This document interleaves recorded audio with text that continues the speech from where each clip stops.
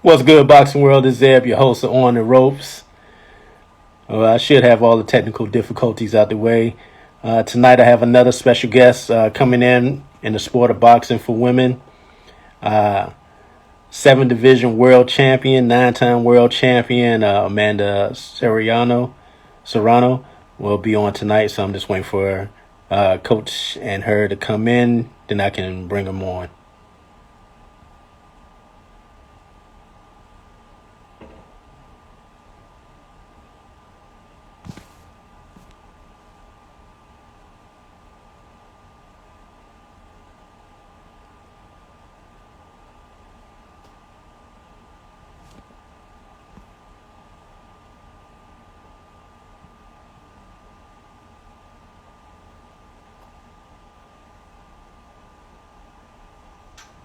Yeah, I'm just waiting on Amanda and her coach to come on in so I can bring them on.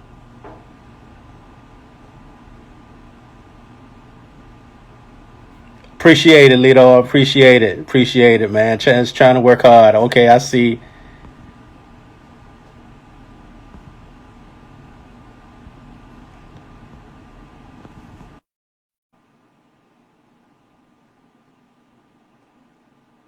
She should be coming in now.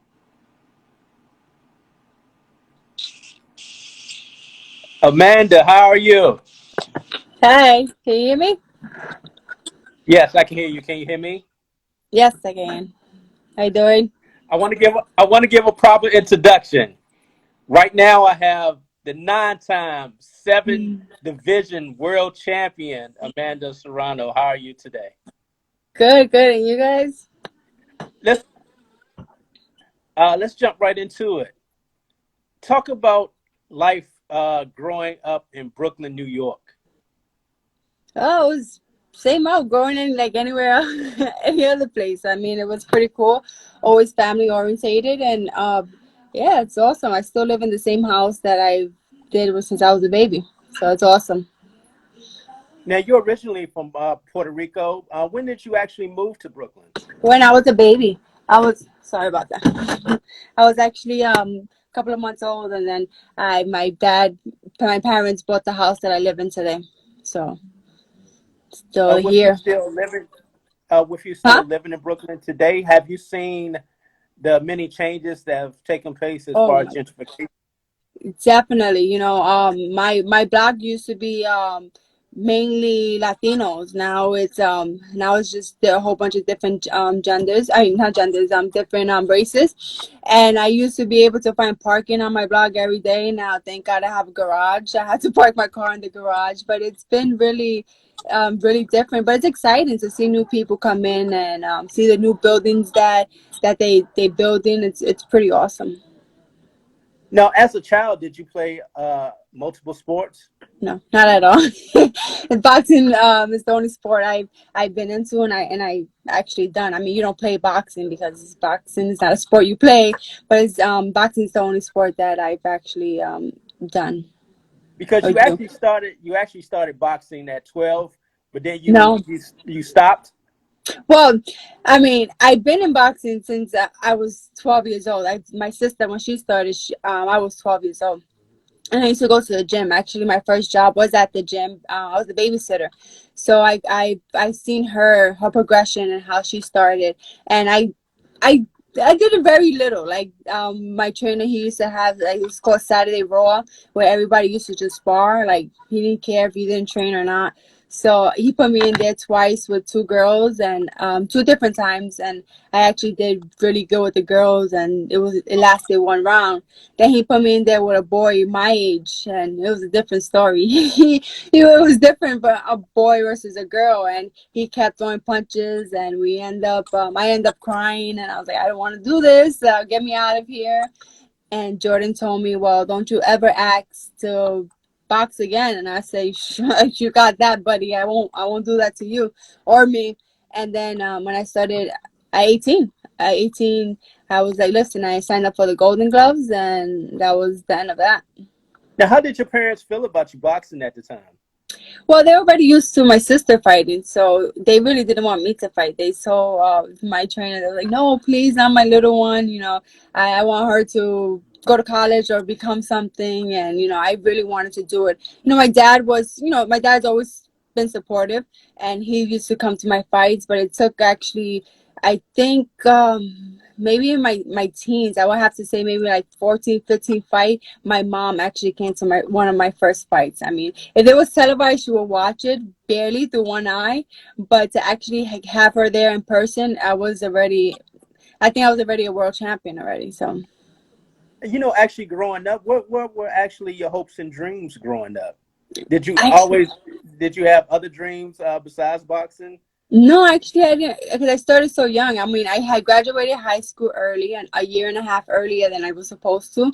And I was like, what am I going to do now? I've always been in the gym. I've always been working in the gym. And then I saw, the process and how many people came into the gym and then how they succeeded. And I was like, you know what, let me try it this time. And it was, yeah, I never really thought about that. People ask me that, and people would say, "Oh yeah, I wanted to be a teacher or something," but no, I never really had something in mind. Would you say your sister was your inspiration when you got into the sport of boxing, or were there other No, female of course. boxers? No, I've never seen boxing ever. Oh When I was a wow! kid, yeah. No, actually, we had a big party when Oscar De La Hoya fought Tito Trinidad in my house. But I was young. I was a kid, so I really didn't know what was going on. I just knew it was a party and other kids were there, and I was outside playing while people were inside cheering. So I never knew anything about boxing until my sister started, and then I started. I was like, "What is this?" And then I just learned from there. But yeah, she's definitely been my inspiration from the very beginning. If it wasn't for her and my trainer for showing me the sport of boxing, I definitely would have not known what boxing was. You know, just thinking about your background of being Puerto Rican, how is it like to go to the islands? Oh my God, it's the best feeling in the world, especially when I went back for so many years. I had like a big gathering, people at the airport. It was just so overwhelming. It brought a tear to my eye just to know the impact and how I inspire the young girls over there. It's just really, really, it's truly a great feeling. And it's Puerto Rico is a small island, and everybody respects what me and my sister have done. And to become a multiple division world champion for them, they really they respect it, and they acknowledge me as a fighter, not just a female boxer, but as a fighter. And going back home is always the best feeling. Just speaking on that, even in your hometown of Brooklyn, you actually have murals of you and your sister. How cool is that to Yeah. actually see that every day? No, it's awesome. It's actually like 3 blocks away from my house, well, from my parents' house, and it's just it's an awesome feeling just to go there every now and then. I pass by or drive by, and I just look just to make sure it's still there, and I'm like, okay, it's still there, and it's great. We work so hard for our culture, for even for the neighborhood, to try to bring it up and bring the name up, and it's cool that they actually acknowledge us. To your knowledge, do you have a mural down in Puerto Rico also? I don't know. I think so. I think I have. There is one or two. Every now and then we get messages and people DMing me and showing me. Actually, in Florida, there's a couple as well. So it's pretty cool to see people sending me photos and videos of me in different places. And like, oh wow, I'm well known at other places than in my house. You know, for people who might not be familiar with New York or never been to New York, what is it like doing a Puerto Rican Day Parade? Oh my God, it's crazy. Not even if you don't even go to the city. It's amazing. When it's the Puerto Rican Day Parade, because every Puerto Rican is out and proud with their flags out, and when it's the Puerto Rican Day Parade. And it was awesome to be last year, to be honored as athlete of the year. I was like, no, I couldn't believe it until the day I went. I was like, oh my God, this is really happening. And for them to acknowledge me as an athlete, it was just a great honor, and it was a great experience. What was it like your first time stepping in the ring as a professional? Do you remember your first professional win as a fighter? Of course, everyone. I think everybody remembers their first professional fight, first fight ever. I was actually an opponent. They had called me. I had just, of course, won the Golden Gloves the year prior, and they called me from Albany, upstate Albany, and the girl I made my pro debut with, she had multiple national championships. She was a well-known amateur fighter, and they actually called me from Gleason's gym, asking me to for the fight. And my coach was like, "Wait, Gleason's, don't you guys have like hundreds of girls at 125? Why are you calling me?" I was like, "Oh, we know Amanda doesn't back down any fight, so let's we just wanted to give you the option if you wanted to fight." And Jordan was like, "You know what? Let's do it." I mean, at that point, I was like, "Listen, you're getting money. I don't care." I did not didn't picture my career to go where it's at now. Not at all. I said, you know what? I'm doing it. Might as well make some money for it. So I said, let's do it. I didn't care. So it was cool because we was my pro debut. We was actually the main event, and it was in her hometown. And I put on a show. It was a great show, and from that fight on, I got phone calls. People, promoters were like, "Yo, we heard about Serrano. That's the little Serrano. That's Cindy Serrano's sister. And we heard that she's really, really good." And it was great because I actually got some of her fans, and it was a great experience. Like I said in the introduction, you're a 7 division world champion. What is that like to go from, I guess, what, 114? No, well, my last fight I was 132, and before that was 126, and for the fight before that was 115, and the fight before that was 140. So I'm jumping up and down. In female boxing, you have to go where the opportunities are at, and that's how it is. So yeah, I went from 140 to 115, and when you're a hard worker and you're dedicated to the sport and you have a great team, it came pretty easy.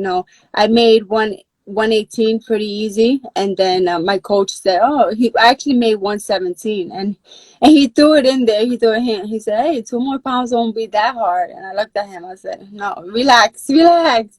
And then in the future, as time passed, we was like, you know what, we can make the 115. And we did it, and it's pretty cool. It's just you have to minus some things or add some things. If I'm going in a higher division, I have to eat more, and if I'm just eat less and work harder. But no matter what fight or what division, I'm always a hard worker. Speaking of that, you have one of the highest knockout percentages in boxing. How cool is hmm that to be known as pretty much a knockout artist? I mean, it's pretty cool. I mean, it's not all I do. I mean, I can fight too. I Correct. can box. So, I want to show that too. I mean, now all my fights have gone by knockout. I have some 10 dumb decisions. So, I like to show that I can fight and I can brawl. But, sometimes it works against me because in towards the middle of my career, nobody really wanted to fight because I hit so hard or they're overcharged to fight me. So, there's some pros and cons, but it's pretty cool. Speaking of that, outside of the punching power, with the skills of boxing, I was actually up in New York when you fought Heather, and I would say you two were probably should have been the headliner because everybody was there to actually see you two fight. Yeah, well, we promoted that whole show. I mean, David Haney is a great champion, but he's not from Brooklyn, so people really, they wanted to see Brooklyn fighters, and they put us on the show so we can sell tickets and promote the show. And I mean, it turned out great. It showcased that two women we can fight and we can put on a show and we can put butts in seats. So I hope promoters open their eyes and see that if you put two exciting girls and two girls who bring the attention that we put on the show. With that being said, how do you feel about the discrepancy in the pay when it comes to men and women in the sport of boxing?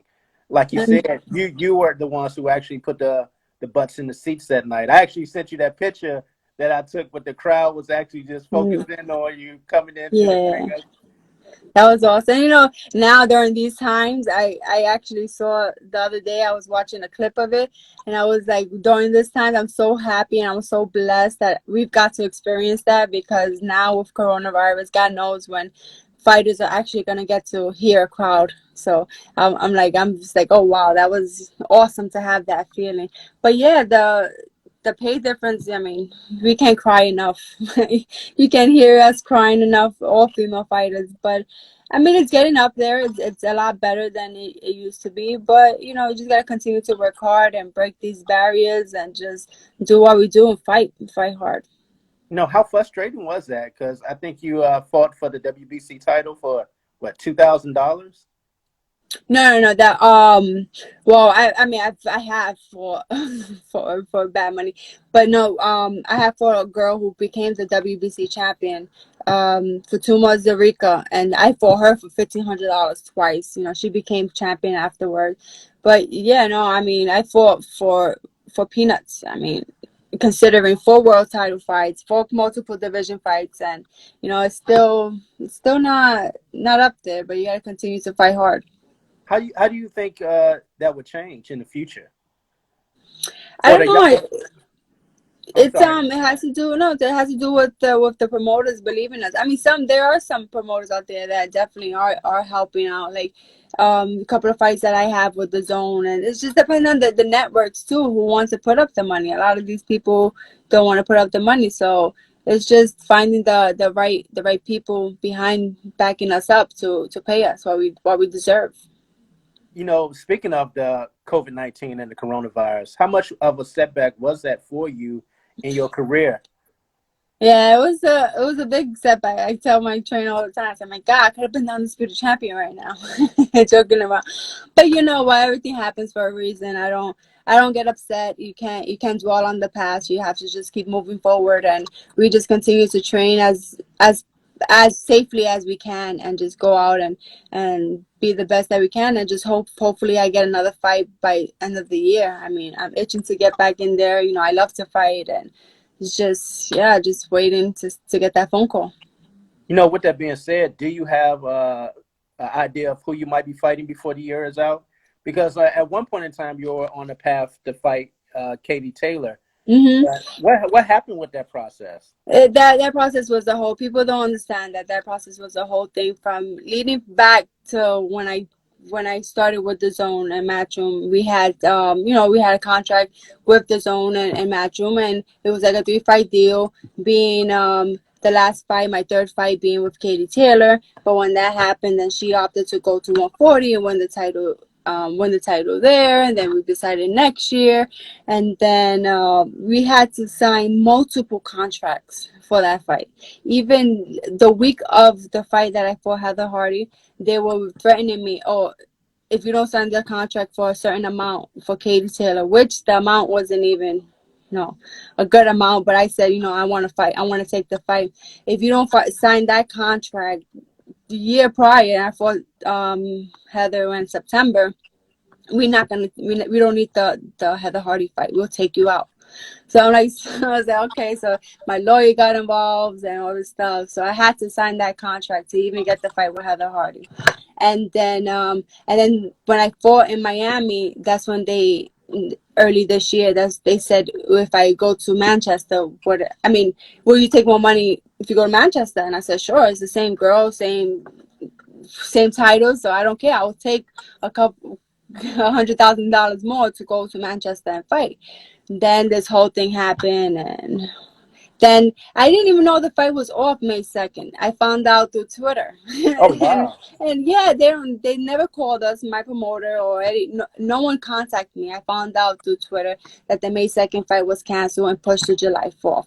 So I was like, whatever. So I kept training. I hired nutritionists. I hired sparring partners. I hired a new trainer. I was going to Staten Island every day, and that's a $20 toll from Brooklyn. So I was in it. I was spending money. I was putting in the hard work, and then so they said July 4th, and then I was like, okay, whatever. We're still training. We're still training. And then they canceled that fight, and they said that fight is off. And once again I read it on Twitter that Eddie Hearn said, oh, that fight was canceled. Even the Dylan White Povetkin fight, that was off. So I was like, so whatever. So we spoke to my promoter. My promoter said that if we don't take less money, then the fight will be pushed back to next year or ending of this year when we can when they can put butts in seats, when they can sell tickets. So it was like, all right, whatever. In the meantime, let's do that. We have to make money, at the time, and all this stuff. So it was just like a whole bunch back and forth, and people don't understand the contract. And I signed multiple contracts with them, and it's just it was a big story. But yeah, eventually the fans are still gonna want to see that fight, so they're gonna keep asking for it. And if I continue to win and look good, and she does, then that fight is gonna happen eventually. I was going to ask, has plans changed since seeing the Cecilia Braekhus Jessica McCaskill fight with Jessica winning? Do you see that as a possibility now? That definitely could be a possibility. I mean, in the past we've said that we would like to fight Cecilia as well at 147. I mean, I don't make 147, but I'll hold something if I have to. But Jessica McCaskill, she's a great champion, and she's shocked the world multiple times. And I would love to share the ring with Jessica. She, two great champions in there. It will be a great fight. But yeah, I want to fight the best, and I want to, like they say, if you want to be considered the best, you have to fight the best. So I understand that, and I do, but it just has to be right. They can't just offer me different kinds of money. It's just people don't understand the outside of it is a bigger fight than inside the ring. So I'm not gonna just fight anybody for chump change. Right now I'm 7th division world champion. If I don't make the money now, when I'm gonna make the money? So Because with the situation with Jessica winning that fight, I talked to her. She said she was waiting on it was a rematch clause. okay. And I think they're just 2 weeks or so out from to see if Cecilia will take that offer or not. Have you had any conversations with Jessica to possibly look at a matchup between you two? If things No, me personally, I don't speak to anybody. My manager trainer speaks to okay, whoever. But I believe him and my trainer and her trainer, I think they're actually friends. So I'm not sure if they've spoken and stuff like that. But Jessica has a heart of a lion, and I know she will want to fight me too. She wants to prove that she is the best. She's fought the best. So I think she wouldn't mind fighting me. I So can see that being a legendary fight because both of you don't back down. I oh see no, it yeah, I know, yeah. being squared right in the middle. Yeah, it would be a great fight. Very entertaining fight for sure. With plans going forward, will it be hard to make those fights now with the string situation that happened with this situation with Katie? I don't know. I mean, I still have my promoter, Debella. I mean, he's still working for me. He's still trying to make negotiations and make the fights, big fights. But we told him, right now, at this point, we just want to get in the ring, just to maintain. We don't want to get too much ring rust. So I just want to get in there. I mean, hopefully, I am still the champion at 126. So maybe in the future we can unify over there, become the undisputed champion at 126, or the McCaskill. It's just right now is up for grabs. Whatever they want to put up, wherever the money's at, whatever. I just don't know. I sit and train. Well, I don't sit, but I train and I do whatever my trainer tells me to do, and that's it. Now, a lot of people that might not know that how did you get involved with MMA? Oh, well, at the time, boxing was going up, but it still wasn't right. So I had a nice offer from my MMA company, and actually the contract that they were offering me was actually bigger than my boxing contract. And I said, you know what? I mean, what's the worst that can happen? I get beat up. And but I mean, if you saw my first fight, the first 2 rounds I dominated, and the last one I almost got killed, but I came back and I wanted, and I enjoyed it. I was like, well, this is something different. And I felt that I have to respect the game of MMA. I thought I could have just walked in there and dominate with my hands, but that's a total different sport. And I respect MMA fighters as well as boxers. But it was just that at the time the contract was a little better, and they had MMA respect their female fighters as the same way as they do their men, and I thought it was a better opportunity for me. Now, going forward, do you see yourself having more MMA fights or no? I believe so. Yeah, I definitely want to give MMA, still fighting chance. Boxing is. I think I'm. Well, I don't know how. I probably have like maybe 2 years left in boxing. I want to be able to accomplish, maybe becoming undisputed champion or eighth division world champion. Stuff like that. If right now, if I was to retire from boxing, I would feel comfortable and happy with what I accomplished in the sport. But yeah, I definitely want to do MMA again. Would one of the goals be to try to be a champion in that sport, a Oh, world of course, champion? you don't go into a sport and I wanted to be a champion. My thought in the beginning was I wanted to be a champion in boxing and MMA at the same time. But I mean, it's a little hard because you have to give 100% in each sport. And when I was doing it, it was a little different. But I want to be able to give 100 to each sport. So.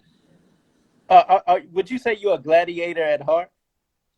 Yeah, I think I'm a warrior. I mean, I'm a Latina, so we deal with things. So yeah, no, I think I don't know where I get it from. It's only when I'm in the ring or in the cage because outside I'm just like the sweetest girl. Like nothing really bothers me. But once I go in there, once I go through those ropes or once that cage closes, I'm a different person. Now I got to talk about another sport that you got involved with, Jiu Jitsu. How did you get involved with that and get a gold in Whoa. that? Jiu Jitsu was only because it's a part of MMA. So yeah, I had to practice and perfect what I'm not good at. I'm great with my hand skills, decent at stand up. So I had to work on what I'm not good at. And Jiu Jitsu is something new, something different for me. So, after my first fight, that third round, I was like, I don't want to feel like that ever again. So we got into a couple of tournaments and I was just eating the floor. Every day was floor, floor, floor, floor. And then I went into my first tournament and I won gold. So it was pretty cool. And that was like just like just I couldn't use my hands and nothing. And I'm so used to punching people in the face. It was just so hard, but it was pretty cool. Because with the sport of Jiu Jitsu, it's all about grappling and body control Yes. of the weight. Something I'm not used to. It was different. I used to get out there at the gym sometimes crying like, oh my God, or like a mummy the next day, like I can't move because all you in gyms, all there is mostly are men and they're big men too, and it's just like, oh my God. So it's a nice fresh air when a girl's in there and I can be able to roll with her or spar with her or train with them. So it's cool. How do you feel right now about the state of women's boxing right now? I think it's great. It's going up. It's only going up. I mean, I'm just happy that I can be one of those girls who open the doors for the girls coming up. And like I always say, even if I don't see it, uh, I just hope that the girls in the future get to see the equal pay or the better pay and recognition and spotlights. I'm excited to see where it's going. Do a part of you ever wish that you would have started with the sport earlier to have a chance to be a part of the Olympic team? No, because if I would have started earlier, that means I would have been training a lot longer. And because I turned pro in 2009 and the Olympics started in 2012, so that means I just would have been in the gym a lot longer, putting more wear and tear on my body. But no, I mean, I'm happy with where I am in my career. Who would you say was your toughest fight in your Oh career? wow. I fought, oh my God, I fought this other Puerto Rican, El Nunez. I fought her 4 times, and each time was was worse than the last. I mean, the last fight, if you've seen the picture of that fight, like she came out, her forehead, my eye was swollen. That was a great fight. I had a great fight with, like I said before, Fatuma Zarika. She's the WBC champion. We fought twice. She was a very competitive girl. She hit hard, and she came to win, and she came to fight. And Jasmine Rivas was a good fight. Mexican, vintage Mexican Puerto Rican fight was in there. It was, I've had a handful of good fights. Now, have you had a chance to fight on the island? Yes, yes, actually, I think I fought there 3 times, and there's nothing like fighting over there. It's genuine love. Like, I don't have to sell one ticket, don't have to promote the fight, and it's just awesome. Like every time I fight there, I had to like literally like before walking out, I had to stop myself from crying because you just feel all the love and support. It's genuine. It's not like when you go to the person's hometown, or even in New York, sometimes you have people who go see you just to hate on you or to wish bad on you. So, over there in Puerto Rico, they just going to support you and love you. Now, I have to ask, how are things going over there since the hurricanes and the reconstruction? I Are mean, yeah, so far I have my publicist over there. I have a couple of family members over there, and I mean a lot of them are they're moving to the U.S. and stuff, but no, a lot of them are still like, no, this is my island, and I'm still looking for property over there, and because I'm definitely, once I retire, I'm going over there, no doubt about it.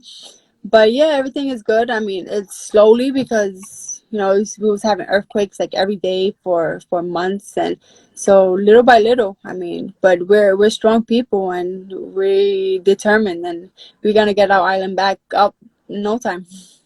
speaking with your family and people over there, have they talked about the frustrations of not getting the support that they needed as far as help?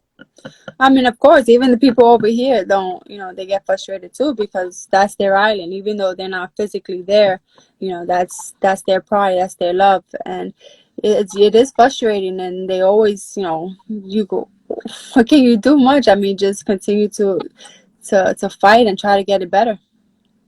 One of your favorite fighters, Miguel Cotto. Oh, is he? Yeah. I'm asking. Yes, no, he's definitely, but he's one of my favorite because growing up, like in the sport of boxing, that's who was the Puerto Rican name, and I love it. And I had the honor to meet him a couple of times, and actually, when I won my fourth division, he was there, and I took a picture, and I cherish that picture forever because that's when I tied his record. And I mean, meanwhile, in the back of my head, I'm like, I was telling myself, I love you, but I'm gonna beat your record, right? So, but it was no, it's nice to have the champions over there in Puerto Rico actually acknowledge you too. It's a great feeling. Has the thought ever come across you as, wow, I'm actually a legend? Does No, that thought ever come across your mind? no, people always ask, you're a legend in Puerto Rico, and I'm like, no, am I? I'm just an average girl from Bushwick trying to make a dollar, trying to make a cent or two to, just live out her dream and get in her house in Puerto Rico. But no, I don't feel like I guess once I retire, then I can think about it, but I don't feel as myself as legendary. I mean, I'm just the average girl. My signature question here. A lot of people go through trials and tribulations of life. What's one of the toughest things that you've been through in your life, and how did you overcome it? I mean, I thank God, knock on wood, substitute. I've been lucky and blessed to have a great support team, great manager, great trainer, great family that they've always been by my side, and I've never really had to do. But I guess right now, being a woman in the sport of boxing, maybe that's probably one of them, and I'm still trying to fight that and figure out how can we fix it, how can we get equal pay, how can we get equal recognition. And I mean, I guess I'm still going through it, being a female in the sport of boxing. What is life for you after boxing? I don't know, I have no idea. I've been boxing, like I said, I've been boxing for 18 in my 20s, but like I said, I see myself making a good amount of money and having a house in Puerto Rico, going out there and just living life. I maybe eventually getting a cell phone, maybe eventually you're finding a boyfriend and just living life. Now, I was going to bring that up. I was going to bring that up. You don't have a cell phone. You never had a boyfriend. What do? Are there any regrets when it comes to that, or you just No, no, because to me, it feels like that it helped me in the sport and what have I accomplished. do you ever think about having kids one day? I have nieces and nephews. I'm happy with that. You happy with that? Well, I really appreciate your time coming on today, speaking No, to the thank you for audience. yeah. No, thank you for having me. I appreciate it. Hey, what's the one thing that people will be surprised to know about you? Um, I don't know. I don't get time. I'm average. I'm boring. That's what. I have no extravagant lifestyle. I'm home most of the time or in the gym, and I watch movies, and that's it. Once again, I truly appreciate your time today. No, thank you for having me. I appreciate it. Take care. All right, have a good one. Bye. Bye.